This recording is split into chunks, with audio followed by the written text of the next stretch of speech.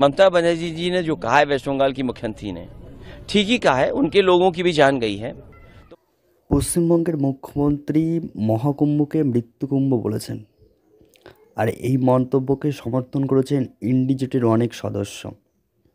অখিলেশ যাদব, উত্তরপ্রদেশের বিরোধী দলনেতা, সম্ভবত বিরোধী দলের নেতা তিনি। তিনি কিন্তু মুখ্যমন্ত্রীর এই মন্তব্যকে সমর্থন করেছেন।